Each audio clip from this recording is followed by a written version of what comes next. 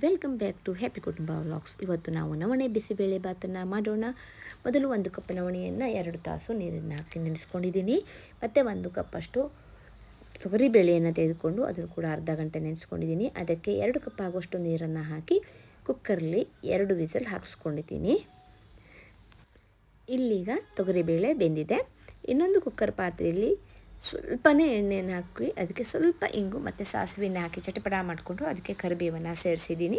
ಕರಿಬೇವು ಸ್ವಲ್ಪ ರೋಸ್ಟ್ ಆಗ್ತಾ ಇದ್ದಂತೆ ಅದಕ್ಕೊಂದು ಚಿಕ್ಕ ಈರುಳ್ಳಿಯನ್ನು ಹೆಚ್ಕೊಂಡಿದ್ದನ್ನು ಹಾಕಿ ಸ್ವಲ್ಪ ಹುರಿದುಕೊಳ್ಳಿ.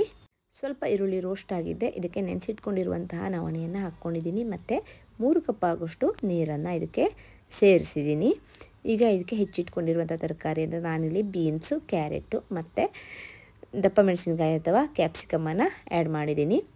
ಮತ್ತು ಬೇಯಿಸಿಟ್ಕೊಂಡಿರುವಂಥ ಬೇಳೆ ಕೂಡ ನೀರಿದೆ, ಅದಕ್ಕೆ ಜಾಸ್ತಿ ನೀರು ಬೇಡ. ಉಪ್ಪು, ಅರಿಶಿನ ಮತ್ತು ಬಿಸಿಬೇಳೆಬಾತ್ ಪೌಡ್ರು 2 ಚಮಚದಷ್ಟು ಹಾಕ್ಕೊಂಡಿದ್ದೀನಿ. ಮತ್ತು 1 ಹಿಡಿ ಆಗುವಷ್ಟು ಪೀನಟ್ ಅಥವಾ ಶೇಂಗಾವನ್ನು ಹಾಕ್ಕೊಂಡಿದ್ದೀನಿ.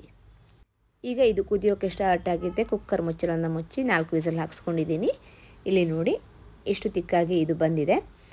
ಈಗ ಇದಕ್ಕೆ ಹುಣಸೆ ಹಣ್ಣಿನ ರಸ ಅಂದರೆ ನಾನೊಂದು ಅರ್ಧ ಗೂಸ್ಬೆರಿ ಸೈಜಿನಷ್ಟು ಹುಣಸೆ ಹಣ್ಣು ನೆನೆಸ್ಕೊಂಡು ರಸ ಹಾಕ್ಕೊಂಡಿದ್ದೀನಿ. ಮತ್ತು ಇದಕ್ಕೆ 2 ಕಪ್ ನೀರನ್ನು ಸೇರಿಸಿ ಮತ್ತು 1/4 ಸ್ಪೂನ್ ಆಗುವಷ್ಟು ಬೆಲ್ಲವನ್ನು ಸೇರಿಸಿ ಒಂದು ಕುದಿಯನ್ನು ತರಿಸ್ತೀನಿ. ಈಗ ಇಲ್ಲಿ ಪಟಾಪಟ್ಟಾಗಿ ನಿಮಗೆ ನವಣೆ ಬಿಸಿಬೇಳೆ ಬಾತು ರೆಡಿ ಇದೆ. ಇದು ವೆಯ್ಟ್ ಲಾಸಿಗೆ ತುಂಬ ಹೆಲ್ದಿಯಾಗಿರುವಂಥ ರೆಸಿಪಿ. ನೀವು ವೆಯ್ಟ್ ಲಾಸಿಗಾಗಿ ಟ್ರೈ ಮಾಡ್ತಿಲ್ಲ ಅಂದರೆ ನೀವು ಇದಕ್ಕೆ ಗೀಯನ್ನು ಕೂಡ ಆ್ಯಡ್ ಮಾಡ್ಕೋಬೋದು. ಇದು ವೆಯ್ಟ್ ಲಾಸಿಗೆ ಮಾಡಿರೋದ್ರಿಂದ ಯಾವುದೇ ರೀತಿ ಗೀ ಆ್ಯಡ್ ಮಾಡಿಲ್ಲ. ತುಂಬ ಒಂದು ಅರ್ಧ ಸ್ಪೂನ್ ಎಣ್ಣೆಯಲ್ಲೇ ಇದನ್ನು ಮಾಡಿರುವುದು. ನೀವು ಕೂಡ ಟ್ರೈ ಮಾಡಿ ನೋಡಿ.